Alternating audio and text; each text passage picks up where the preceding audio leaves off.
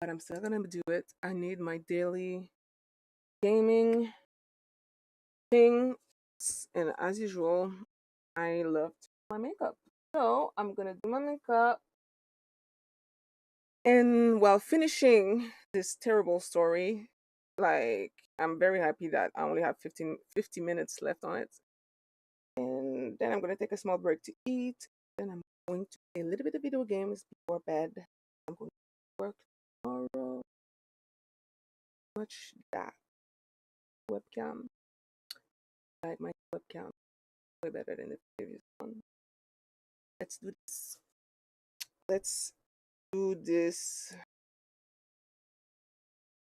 Moment where the detectives tell the roommate, we received a tip, an anonymous tip that you knew about the abuse, that you told someone about the abuse. Oh yeah, I That remember roommate that. was like, oh yeah, I live with this family. I think that there's abuse going on. Keep in mind, this is a high profile case. So this tip likely, I want to say personally, in my opinion, has no merit. I don't think it's real. Bro, I would have killed myself if I knew anything, dog. I promise you. I've never heard that kind of anger or upset or anything from Jennifer in any of her interviews. And then Jennifer, on Because one she doesn't hand, care she about her acts like the daughter. world's most micromanaging, attentive mom. Oh, I have to remind her to do things because she's forgetful. She has ADHD. I have to make sure that she takes her medication because I don't want her to take Adderall at night because then she can't sleep. And then what if she accidentally takes it? I have to do this. I have to do this. She pretends to be a micromanager whilst never attending an open house at her school, at Maddie's school.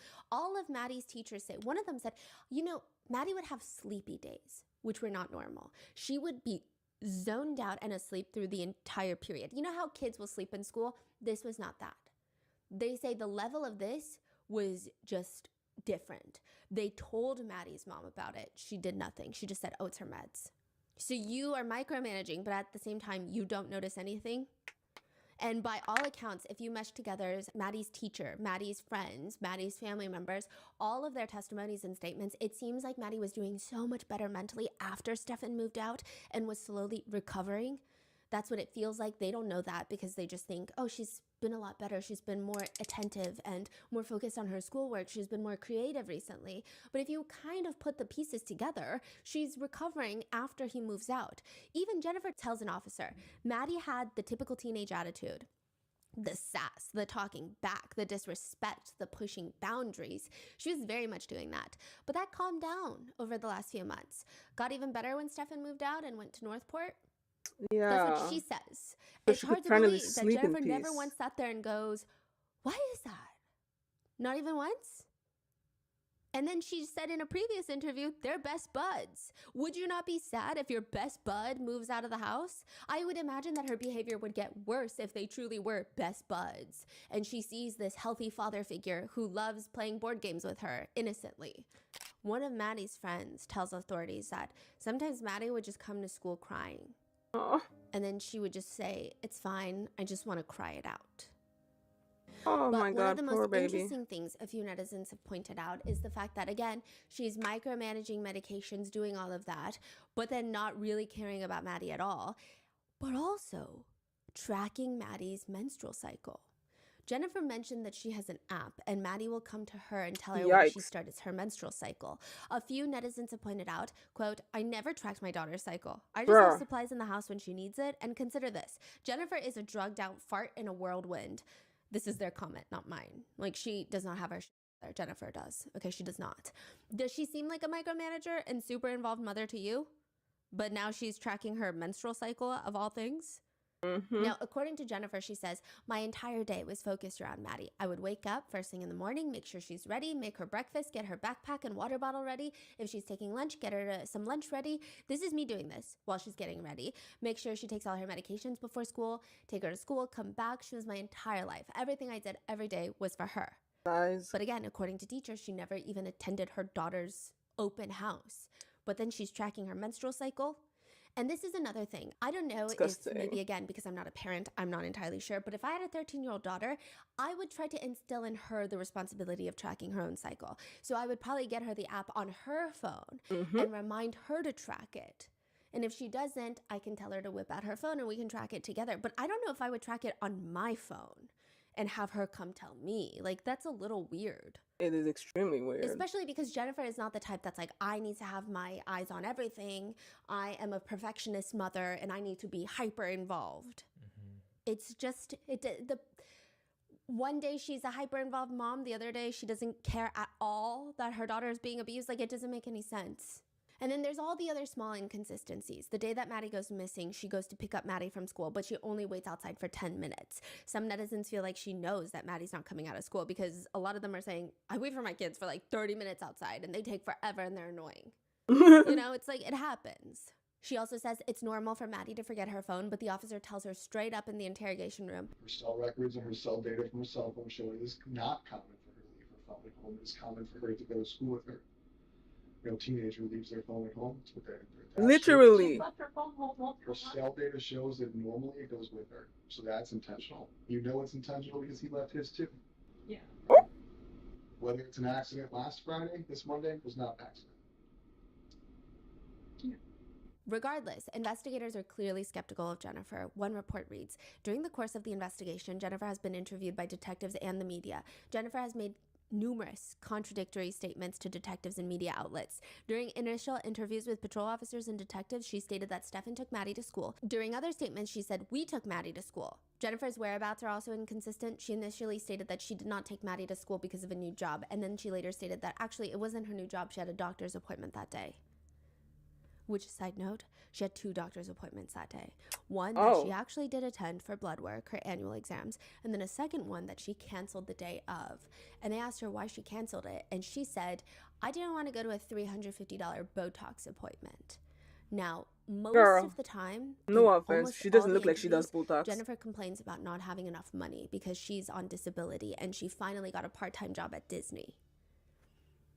So maybe she is a horrendous financial manager. I mean, I could see that totally. But also, $350 Botox appointment is a lot. It's very specific. So why did she book it if she thought that was too much money? Right? Because she didn't. She's lying. That's not something you find out a day of. Yeah, like how much it is. Yeah. Yeah. It's weird. There is a whole theory connected to this that we're going to get into in a second. Now, multiple officers tell her straight up to her face that they feel like she's covering up for Stefan. Yes. And her reaction? Her reaction is, no, I just want you to understand that we're all the same. We all have ADHD. We're all forgetful. As in her, Stefan, and Maddie.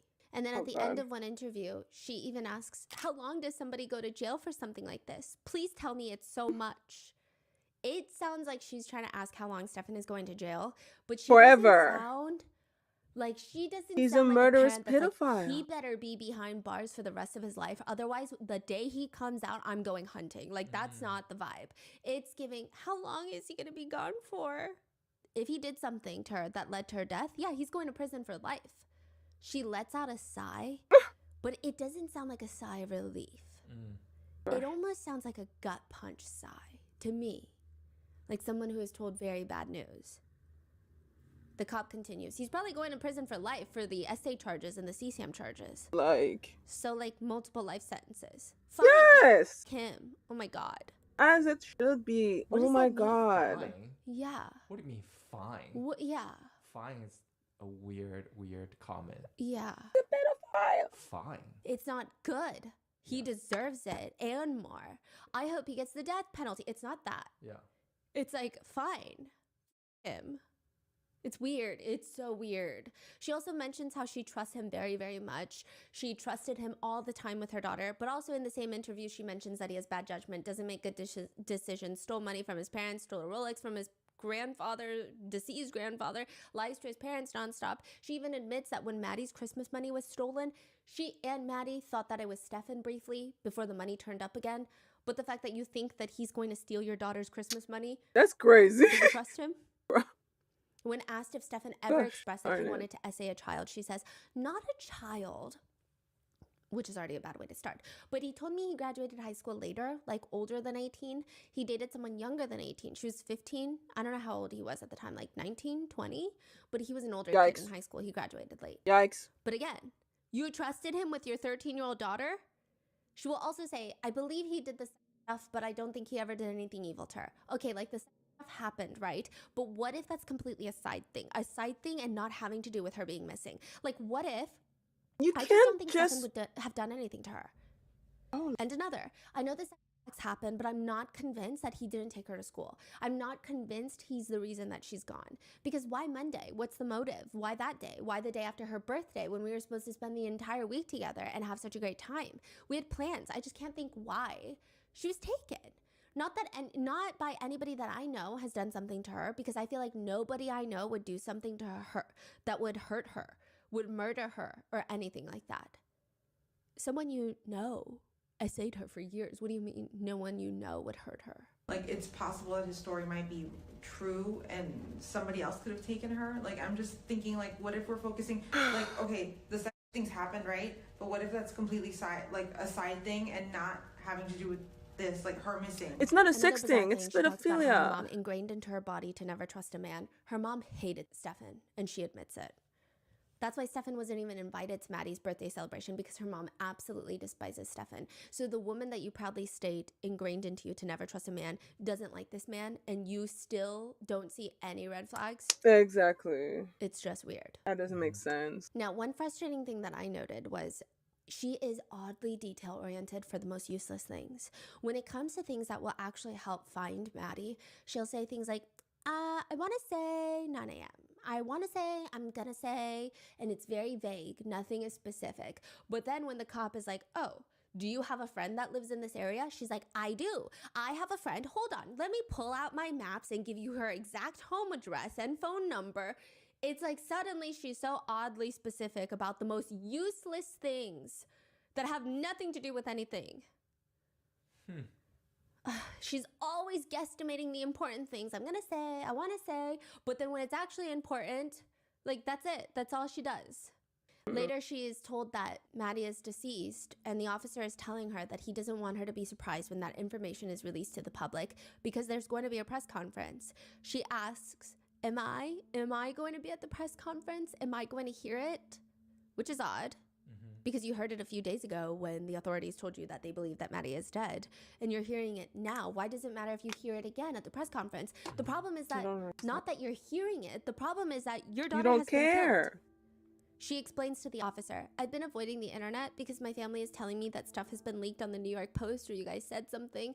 They're all traumatized from the media, and they're telling me don't, and I don't want to hear it. She will be in the trenches of a really traumatic, or what is supposed to be a traumatic interview with police. And then she'll say the word shit. She'll say shit, and then say, sorry, I have a horrible potty mouth. Another odd moment is that she keeps continuing to say that she doesn't believe Stefan would ever hurt her child. And she says, quote, this is a very bizarre quote. Before those images, I would have said absolutely not. But if you're telling me that on the other side of that penis they showed me was her with her mouth, then there's nothing else I can believe. That has to be true. But Oh, Lord. evidence, I would have said no. The way she's describing is so weird. Some netizens are like, it feels like she is describing seeing a picture of her husband and a mistress. Clearly, she doesn't care about the daughter, and all she really cares about is, doesn't. like, can you 100% verify this man that I like was intimate with someone else. What's even more bizarre is both Stefan and Jennifer will constantly talk about how forgetful Maddie is because she has ADHD. But if you go through all of the police reports with Maddie's friends, family, teachers, counselor, they all mention one condition, and it's not ADHD. It's the fact that she has asthma and carries an inhaler. So most people would assume if your daughter is missing, you would tell the police she has asthma. She needs her inhaler.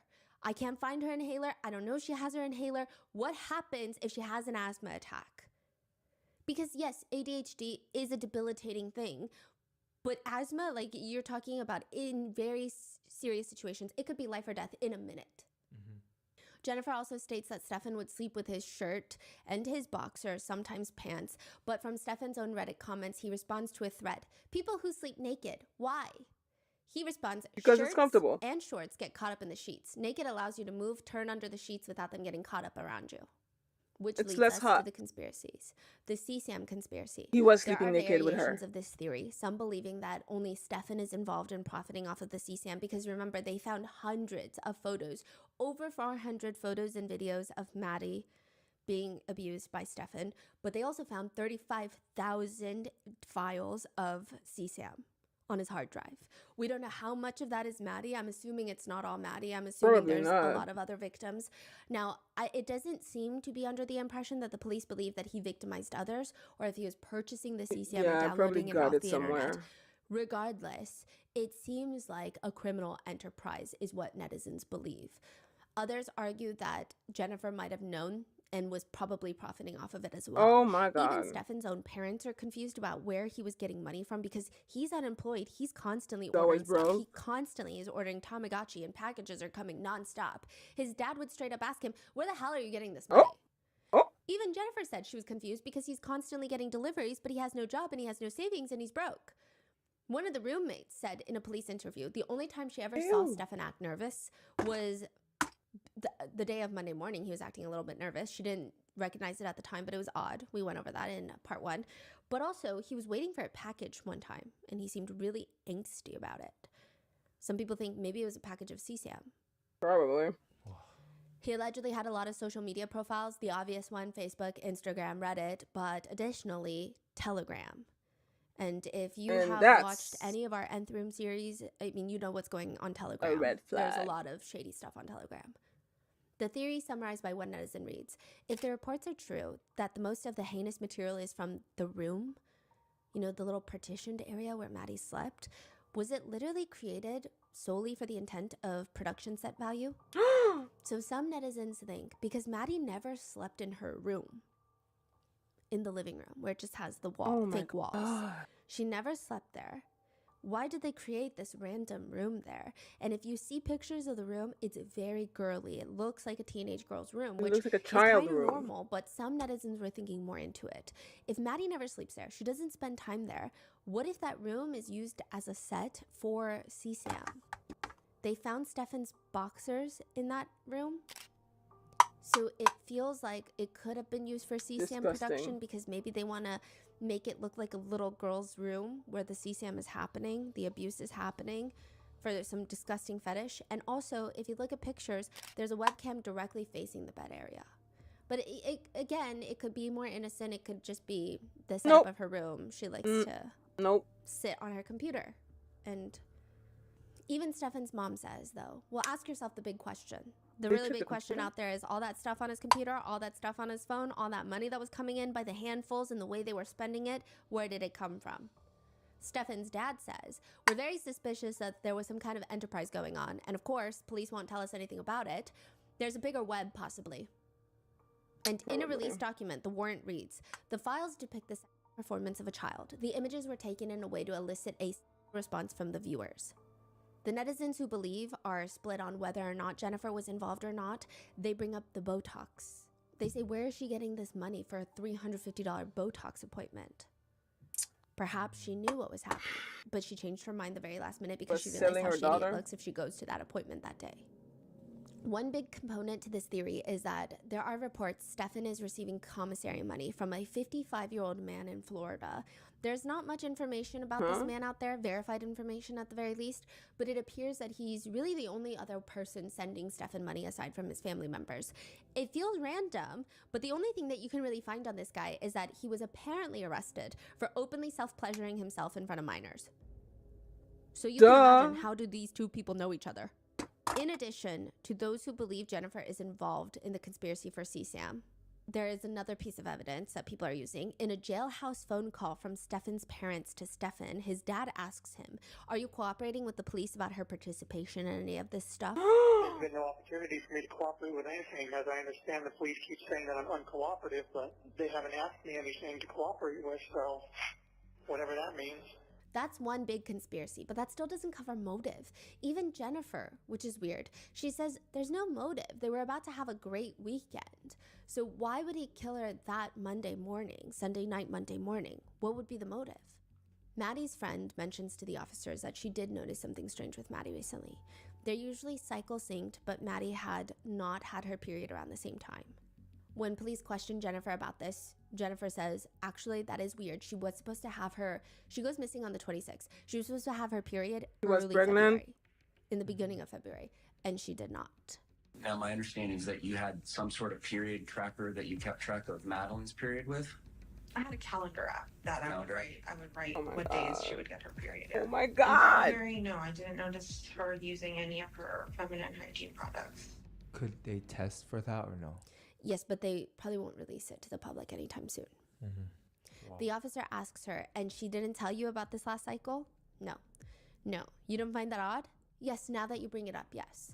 Would there be obvious signs that she's on her cycle as far as certain products she might use? AKA, maybe she just didn't tell you, but she was bleeding. Yeah, her pads. I would get her a box every 2 cycles or so. I would usually hear about her breast hurting or her period cramps, but I didn't hear any of that. But the biggest factor that makes netizens believe this is the motive is December 16th, 2023. This is released from a police report. Maddie sent Stefan a text message, a photograph of 2 silver coins. The coins have the writing, "New parent decision coin." 2 texts. "We need this. Get this for us, please." The coins are from Amazon. It's called Fun New Parent Decision Coin. And in the product description, it reads, "Gifts for new mom and dad. Parent gifts, baby shower for $4.29. Was So on one 13. side of the coin, it says daddy's turn and mommy's turn. The purpose being, I guess, if the baby is crying in the middle of the night, you flip the coin, who goes? She was This is in 13. December? Of 2023. So 2 months before she goes missing. Okay. The description reads, if you have friends or family members that are pregnant or are new parents, this is a perfect gift for them. The case report reads, this is not speculation on my part, the case report reads, due to the fact that this conversation was not near Father's Day or Mother's Day, leads one to believe Maddie and Stefan had possibly spoken about conceiving a child. Perhaps it could be that. Some people who don't believe in this think that maybe it was for one of their Tamagotchis. But if you go on Reddit, a lot of people say that Tamagotchis, the lifespan of the Tamagotchi being a baby, It's is very like an short. hour, Yeah. where you just have to be a lot more attentive to your device because the Tamagotchi is a baby. But you wouldn't need to spend money to flip a coin for like an hour. It's weird. But some others believe maybe it's not just pregnancy, or maybe it's not at all pregnancy. It's jealousy. In the interrogation room, there's this very odd moment where he asks the officers, okay, the officers are asking him actually, what happened Sunday night between you and Maddie? Like, did you guys have any sort of conversation or did an incident take place? And he says, you mean like a fight? Which is weird. What would a 38-year-old man and a 13-year-old girl fight about? Maybe It's she one finally thing had if a you're boyfriend good and was parental figure jealous. and you're butting heads over some sort of disciplinary situation, but I would hardly describe that as a fight. He tells officers, no, Sunday night was completely normal. She was very happy, and she was telling him about a crush that she had on a boy at school. And they ask him, how does that make you feel? She knows she's not old enough to date, but I told her crush on. You're Do you not even think- her dad. Has she had any boyfriends in the past? Probably Not not. per se, but boyfriends as however they can be early on. But we decided that she was too young. Needed to avoid that BS. Being that she's too young, so she shouldn't be having sex with boys. I'm good counseling. It's real. What do you mean? But she was having sex with well, no, she was getting absolutely violated by adults. So that's just crazy. But also makes sense, I guess. But like, what? Was it like a jealousy thing? Oh my fucking. Oh my God, people are disgusting. I hate people. I hate people. None of it's real. Has she ever disclosed that she was being active with boys? No, not that I'm aware of. It just feels like he's jealous. None of it counts. None of it's real. Fine. Why would I? Fine. It's weird. Perhaps it's a combination of jealousy, pregnancy, and potentially control. Like I said, everybody said that Maddie was getting better. Maybe he felt like she is loosening from his grip and it's only a matter of time before she tells somebody. But with the potential control narrative of if control was the motive, it doesn't make sense how he could allegedly kill her, because it's even more risky than what he's already done. But another aspect of this conspiracy is that maybe he thought that he would never get caught. In another thread on Reddit, he talks about how he loves having guns. He writes, in an ideal world, a gun would never be needed. But we don't live in an ideal world. We live in the real world where bad things happen to good and innocent people all the time, and often with no resolutions or convictions, especially in some of the areas I have lived in. He writes, therapy is for victims, and therapy is great for victims, provided the victims are still, alive and well, and therapy may or may not help the victim in the long term. How about not having a victim at all? If a scumbag attempts to kill me or my loved ones, why should I roll over and let him? I am alive, and I therefore have the natural right to continue living. That is something I believe, and I will defend with my own life. If someone attempts to take it, if someone had an assault rifle and was trying to kidnap my wife or child, there would absolutely be some lethal gunplay involved at that point. I would not sit idly by and just let it happen and hope that the cops do their jobs well and hope my loved ones aren't too molested or too murdered by the time that they're found, if ever. Are you okay with standing by while someone you love is R-worded, murdered, kidnapped, beaten, robbed, maimed, etc.? Is it okay then for a person to decide whether their victim lives or dies? Which is very rich coming from him, considering what he's accused of doing. So you've got the CSAM ring allegations, which, side note, I believe that a choir teacher, Madeline is a good singer, by the way, she was in choir. A choir teacher at the same exact middle school that Madeline Soto goes was arrested for having CSAM on his phone. This is a recent development. From this case? From this case. I don't know if Stefan is talking, cooperating, ratting people out, or if they're just taking a good look at everybody nearby. Oh? But there has been an influx of people getting arrested in that Central Florida area for CSAM charges. Maybe it's connected, maybe it's not. I think we'll just have to wait and find out. But we have the CSAM allegations, this bigger theory that seems every day to seem more and more true. And then you have the motives, jealousy, control, and ultimately the biggest theory and motive, pregnancy. And then you also have people debating about the impact that Stefan's parents are having on this case. They've been a huge part of this case. They've been interesting figures in all of this. They will say some absolutely transparent stuff about their own child, Stefan, valid things about him, but then also go and defend him at other points. His parents have said about their own son, if his lips are moving, he's lying. We don't know if it's the truth if his lips are open. He's a gaslighter, you know? He could make you think that things were one way when they were a total other way and do it with such sincerity that you questioned yourself. He's a narcissist. It was all about Stefan. If Stefan wanted it, then he didn't want to wait. He didn't want to wait for Christmas. He didn't want to wait for his birthday. It was now, and then he would throw a fit. He would steal his parents' money, jewelry, his grandpa's heirloom Rolex that he left behind. I mean, just nonstop. They would say all the most transparent things about him. But then on one hand, it does seem like they're sticking by their son, Stefan. Oh. So Stefan's jailhouse calls have been released, and in one jailhouse, and some of his emails, in one jailhouse email from Stefan to his father, it reads, "Hey, I just got access to my tablet again. They have moved me to a regular isolation cell in C-Pod now. Presumably, this is where I'll stay for a while. It's not exactly the Ritz. It's a small cell, and the pod is quite noisy. I didn't think that I would miss the medical pod, but now I wish I was back in that big cell. You know, where I at least could partially see out the window and look at the sky and the grass and the trees off in the distance as they swayed in the breeze. But in this new pod, the mat is flat and has very little cushion left. The cell is small, filthy, and has some spots on the wall that appear to be bloody fingerprints." He then requests his parents send 2 books to him, Congo and The Hobbit, potentially a 3rd book on how to make origami because it, quote, "could be interesting to learn and it's a good way to pass time and satisfy my need to create and craft and use my hands." He also sends his parents a lot of very annoying to read woe is me emails. They read, "I just got a good look at my face in the dark reflection of my tablet. My eyes are a bit sunk in with dark circles underneath and my cheekbones are sticking out so much they look like they could cut you. I don't doubt that I'm continuing to lose weight. I am now going on 4 months in here. In all that time, I've never felt a full stomach. This is what she saw when she was And have in fact forgotten what it is like. There is never a time these days when I don't feel hungry, even right after a meal in which I completely clear my tray. I still feel hungry. Write me a monologue. Nobody cares." Later in the email, he asks for more money. "I have only 7 coffees left, which is dangerously low for me. I usually like to have 2 a day and have started rationing down to 1. But soon I will have none, and then I will really be glum. I also only have 3 pieces of root beer candy left, so things are getting quite bleak here for me." Stefan calls his dad from jail and denies the murder. He says, Obviously, it's not true. I never would have wanted her gone for any reason, so... premeditated first degree is kind of a punch. That he's getting charged with that. He's like, whoa, that's unnecessary. That's overkill. That's basically his tone of voice. Annoyingly, he goes on to talk about how that week was going to be a great week. Why would he have motive to kill Madeline? He says, we were all very happy that I was there. We were happy that the three of us were together. It was shaking up to be a great week and a great visit. There's no reason for anything to happen. He also mentions about the whole situation with Madeline, the essay situation. Well, I didn't start it.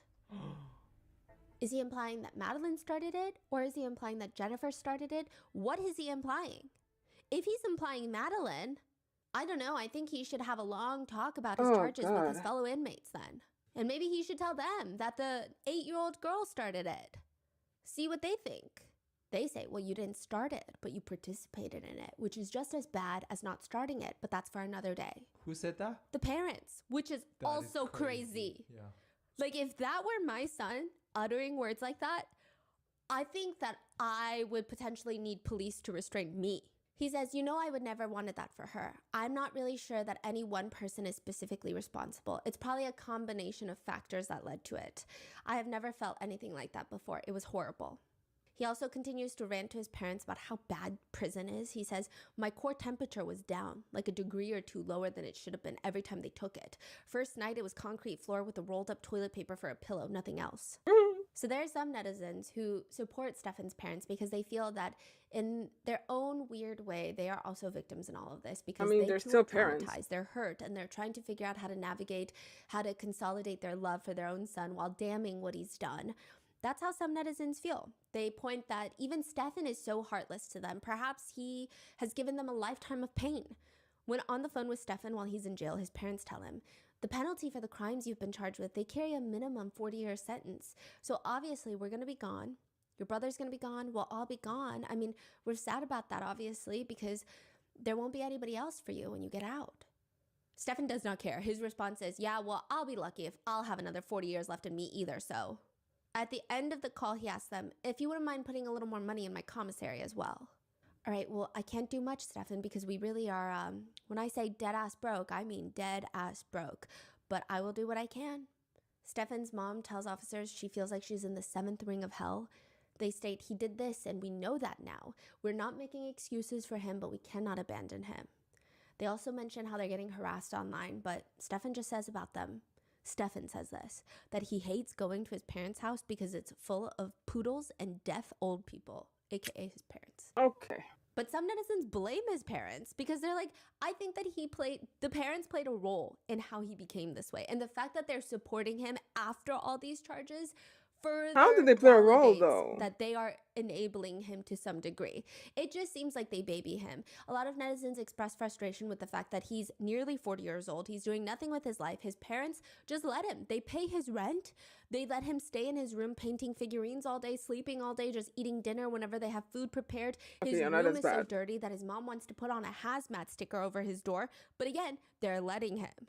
They complain about it, but they're letting him. Yeah, they that's also not good. talk about how the poodles are noisy and it just causes so much tension in the house because Stefan doesn't sleep at night. He sleeps through the day. And if the poodles bark in the day because, I don't know, the mailman is coming, then Stefan will have a flare up.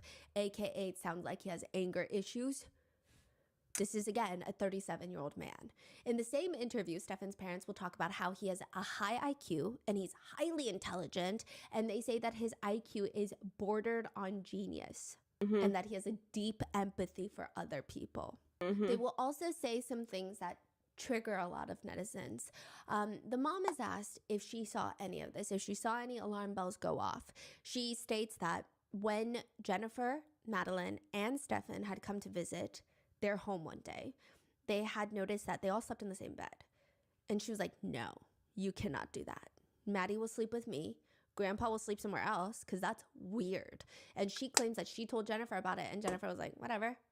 And she just felt like they're going to do what they're going to do and there's nothing that she can do to stop them. But then at the same time, she'll say that she never suspected her son would do anything to Maddie because Maddie would even go over to Stefan, give him a kiss on the cheek and tell him that she loved him. I'm sure they're just trying to explain how they never suspected anything, but in certain situations, this could be miscommunicated as almost victim blaming in a sense. They also seem more shocked that Jennifer would let Maddie and Stefan sleep in the same bed together rather than, why is your son sleeping with a 13-year-old girl? Even Even if that were the case, I would expect my son, my hypothetical 37-year-old son, to be like, hey, I don't think I want to be in this relationship anymore because Jennifer, you're weird, first of all. And second of all, I'm not sleeping with your 13-year-old daughter. This is weird. I might call CPS on you. But that being said, they express more outrage with Jennifer. And they'll also say things like, I think he was careful in placing Maddie's body where she would be quickly found. Deep down inside, he didn't want her out there very long. His father also says, given the gravity of the charges and knowing what the penalty is, we're resigned to accept that fate and the fact that we can lose him in a multitude of ways in any given time. Some prisoner in the jail could off him, and we're just dealing with that on a day-to-day basis. I mean, they're still They also go parents. on to state, I can say I love somebody, but I don't have to like them. I don't have to like the way they act. That doesn't mean we are ever, despite what anybody on YouTube says, yeah, they don't like a lot of YouTubers covering this case, or anybody hints at, we are not abandoning our child. He is wounded. He is having PTSD in jail. He lost a tremendous amount of weight. He is on heart medication, high blood pressure medication, which he has not been on before. I understand that people think he needs to suffer. Well, yes, okay, he needs to be punished. He needs to suffer. But don't expect me as a mother to turn off my heart and say, buddy, you're on your own. I don't like you. I don't like what you did. And I'm not going to stand by you one bit because I want him for the time that he has left on this earth. We don't know how long that is. I will give him as much support as he needs. I want him to be strong in mind, body, and spirit. Wow. Wouldn't you do the same? Wouldn't anybody? I don't know. I don't think so. I never want to be put in this position. I can confidently say that I would not. I do also find it very interesting when someone that is accused of taking another person's life, especially a child's life, can do something as heinous, but also have the audacity to bring up that they have high blood pressure. Like, I'm supposed to find some care in my heart for that. I know lots of innocent people who have high blood pressure and they don't make it a thing. You killed someone allegedly. Why make it a thing? Some netizens also feel like they're going to try to dump all of this on Jennifer. In one of the jailhouse calls, Stefan's parents tell him that Jennifer was, quote, speculation that she's been put in an institution and hiding in an institution at her lawyer's request. So they're saying her lawyer is telling her to go to the institution. It'll probably look better for you. We don't know. We don't know if this is true. We don't know if it's not true. We don't know anything. In another interview, Stefan's mom says, I'm not letting Jennifer off the hook at all. I cannot believe someone let this go underneath their nose for 7 years. I don't understand how she didn't have a connection with Maddie enough that Maddie could go and say, hey, maybe something's not right here. They say the immunity galls me. All the lies, all of the things that she did are all wiped clean. She never has to worry about it again. Which again, that's not how derivative use immunity works. But she better get arrested though. It's almost like saying, I understand why netizens are upset with Jennifer, but why is she upset? Yeah. That's almost like saying if Jennifer had been a better person, she could have stopped my son from being a deplorable person. And Stefan's dad is on the same page. He writes an email to Stefan while Stefan is in jail that reads, we all know that redacted, likely Jennifer, was heavily involved in this, and I am disgusted that she is free, and you are not, when this is not all your fault. It is all his fault, though. More and her less. She sure isn't thinking of you and how she can help you right now. That whole family is willing to stay quiet and let you take the fall for everything. Stefan's dad even tells the authorities, I think Stefan's decided to be the fall guy in this because he's feeling remorse over the inappropriate relationship that he's had with Maddie. He killed a fucking 13 years old. Relationship. And he raped her Speaking repeatedly of remorse, for Stefan's mom years. says about Stefan's interview with news outlet after Maddie goes missing. Remember, he was like crying, his eyes were red. The other thing is that as a mother, I have not seen that mother cry. You do not fake the sound of his voice. Like, I have not seen that child cry like that. My son, you do not fake that sound in his voice. The clogged sinuses that he was dealing with, that man was sick. I just know that he's the only one that's feeling any remorse or any sorrow for that child. Because he did Jennifer it. is not. This is freaking crazy. Yeah, they also bring up that Jennifer was a bad influence on Stefan right off the bat because they bring up her drugs, aka the medication that she takes. And don't get me wrong, I will side-eye Jennifer Soto until my eyes are embedded next to my ears on the side of my skull. But that's for not protecting Maddie. That is not for being a bad influence on Stefan. Stefan's mom says Jennifer is, quote, she's bipolar, she's bisexual, she's a drug addict, she has a young child. Yeah. Not bisexual. What? She also oh my rants about God. how Jennifer can't keep a job, but neither can your son, so I guess they're a perfect match. And also, ma'am, your son is accused of CSAM, abuse, and murder, but you're upset about someone being bisexual? Like, Stefan's mom also has a moment where she talks about how a lot of girls will go after Stefan. Like, they'll pursue Stefan. too old. She seems like the mother-in-law that calls all of her son's girlfriends just crazy, obsessed. It's like, I don't think a singular person is running after your son like that. Investigators even asked Stefan's parents, hey, like, do you know what kinds of people Stefan is into? Because Children. it seems like he's into minors. But she says, no, he's into big boobs. Minor. Which is the total opposite of what Jennifer states. Jennifer was also asked if he has any kinks because they're trying to figure out, has he spoken to people about his interest in, you know, doing the worst thing that a human can do. But she says he's into butts. He really likes anal. I don't Keeps want to know begging that. for it. I don't want to know that. But she Knowing what says I no know. because it already hurts. Because it's very thick. For fuck's sake. Those are her words, not mine. I don't know, okay? But then his mom is saying big boobs. And so some netizens feel like that's weird. It feels like she's saying that to make Stefan appear like a well-adjusted man that likes a full-grown woman, which is clearly not true. So now Stefan is facing 2 trials in court. He is now awaiting 2. He has been charged with 60 counts, including 8 counts of sexual battery on a child under 12, 5 counts of sexual battery with a child aged 12 to 18, 7 counts of lewd molestation, 40 counts of unlawful possession of materials depicting sexual performance of a child, and each of those 40 counts means 10 or more files. So it's not 1 per file. Right now, that means they've found 400 images and videos, but it's likely more, 35,000 on his hard drive, but in terms of what they're charging him for, like they don't need to charge him for every little count. They might add on more. And eventually he was charged with first-degree premeditated murder. The prosecutors file a notice of intent to seek capital punishment. They're going for the death penalty. This is in Florida. And it's clear that Stefan has no remorse, at least in my opinion. He tells his dad while he's in jail, obviously there are concerns that the police are artificially inflating everything up as high as they can possibly do it. You know, what is the plan? What the plan is there, the prosecutors? So they're just trying to scare me into pleading down. Or I don't know. That's what he Is he like pleading not guilty? Additionally, there's a level of delusion that he has. He tells his parents to have his social security card ready just in case he gets released. This is after the murder charges are tacked on. He even emails his dad, as for my Tamagotchi and V-Pet collection that is hanging in the closet and around the room, don't do anything with them just yet until we know how things will shake out. A lot of them are rare and expensive and difficult, if not impossible to replace in the kind of pristine condition they are in. So leave them for now until we know more about what my situation is going to be. Your situation is jail for life or death. You're about to be someone else's Tamagotchi in jail. Oh, okay? God. Let's get our mind back to reality. He continues, I have access to the law library, which has a lot of case, law rulings.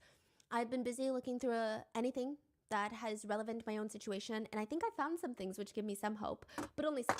I can't explain too much on here, but there is still perhaps a slim hope for my situation. At any rate, my odds are not 0% at this time.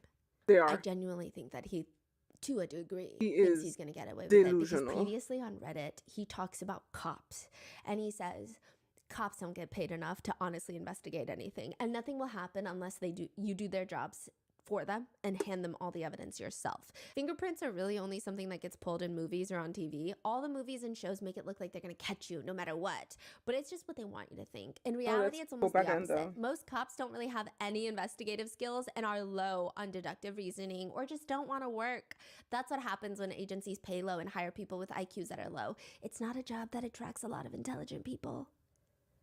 I mean, Truly, he's not wrong. Maybe he thinks he's going to get away with it. He's not and wrong. Perhaps he thinks he deserves some sympathy because unprompted on a random Ask Reddit thread where the original poster is asking, do you think someone like Louis C.K., the comedian, should be able to get their careers back, or should he be canceled for life? Why or why not?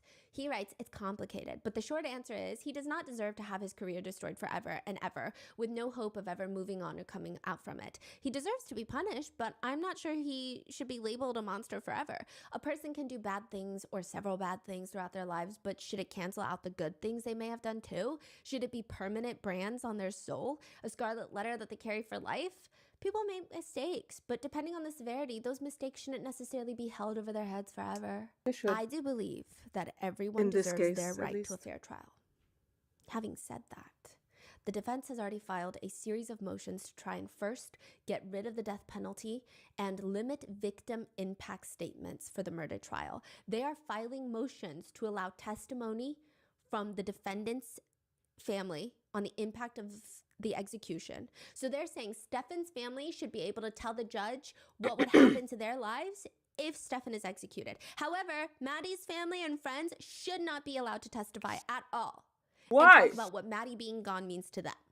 They also don't like the word murder. They filed a motion to prohibit the reference of the word murder during the trial. They say, don't say the victim's murder, the murder scene. The motion reads, the defense requests that the word homicide be used instead of murder when it comes to witness, particularly law enforcement officer testimony, because the legal term for killing a human being, whether lawfully or unlawfully, is homicide. There is no crime of homicide. So they're saying murder already implies a crime, but he hasn't been convicted of a crime yet. So they need to use the word homicide. Sir. Stefan, I believe, also is going to hit them with a PTSD defense. He was hit by From a car what? twice when he was younger. And on his Reddit account, he does a whole rant. Because he's like on a parenting Reddit thread. And he's like, having a baby doesn't mean that you are the only person in the world who has experienced any sort of excruciating pain. Have you ever been run over by a truck and dragged under the vehicle across the pavement to the point where your flesh is shredded off down to the muscle fibers in several locations? That hurts pretty damn bad too. Ask me how I know. He says, so does shattering your knee. So does a lot of things I'm sure you've never experienced or even contemplated once in your life. Pain is human. Pain is life. Pain is not unique to one person or gender. So let's Nobody not get said that into anyway. that sort of pissing contest. Like, damn. In another Where is Reddit this thread, he coming says, from? I have an absolute boatload of PTSD. So, and that is where we are at. Jennifer has not been charged with anything. One more thing. Sorry, Which is I know this crazy. episode is so long. A lot of netizens have pointed out that it just seems like a lot of people failed in Maddie's life. Yep. The school could have called early to let the parents know that Maddie did not attend. They didn't let anybody know. Like, that's And crazy. if they had called Jennifer, maybe she would have been, at least worst case scenario, forced to call the police, because how do you not go looking for your child immediately after? And maybe things could have been discovered quicker. I don't know if that would have changed anything. And then the counselor, she was told that this man in her life, her mother's boyfriend, makes her uncomfortable. Maybe she should have asked more questions. Maybe the other teachers should have asked more questions about why she was having so many sleepy days. It didn't seem normal. Maybe other family members should have asked, even Maddie's biological father. And I'm sure he lives in a different state. It doesn't seem like he's involved in anything. That's not even what I'm implying. But there is definitely a disconnect. And maybe he did everything that was in his capacity that he could have done or felt he could have done. But I just don't think it was enough. Because as for Maddie, in an interview, he says to the officer, I can give you the context if you need, but Maddie reminded me of a character from a show called Euphoria. That is literally a show about high schoolers doing drugs. Yeah, what? Being oversexualized. What the fuck? He says, in the sense that there was just an emotional weight about her that I did not understand what the cause was. It just seemed like she was dealing with stuff that a 12-year-old girl shouldn't deal with, but I didn't get to see her enough to really pry. She went from being a silly little girl to a Euphoria character, which Euphoria is a show all about kids who are dealing with crazy levels of trauma. I don't know how to explain it. These young girls have this 1,000-mile look on their faces that I would expect out of Vietnam veterans, not little girls. It just confuses me how so many young girls have that look in their eyes. And then I guess he didn't do anything. Man. One netizen comment reads, Maddie, you deserved adults in your life that loved you and would have put you first. I'm sorry that you had such a rough childhood. I hope you're in a better place now. Tragic. And with that, that is what's going on with this case. Let me know your thoughts in the comments. Do you think there is a whole CCM ring involved, especially with the recent arrest in Central Florida? Do you think that she was pregnant? Do you think that Jennifer Soto knew a lot more? I mean, how much do you think she knew? Oh. Did she know after the fact? Did she know during? Did she know before what the plans were? What are your thoughts? Let me know in the comments. Be safe, and I'll see you in the next one. And I'm done. Every time I do makeup stream, oh, it's so fast. But if I stream makeup, it's so long. Anyway, I'm gonna eat. I'm gonna play a little bit of Marvel Rival, a bit of a bit of Warframe, and I'm gonna go to bed too late. Now, as far as this stream is concerned, over. I'll come back later.